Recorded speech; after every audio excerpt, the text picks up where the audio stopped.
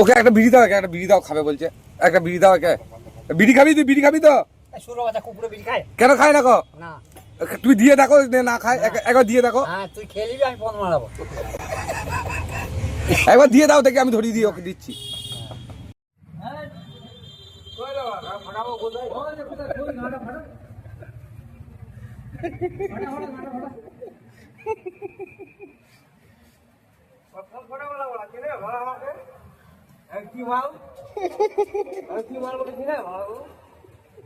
বহুত খারাপ, কোন খাতারনাক মাল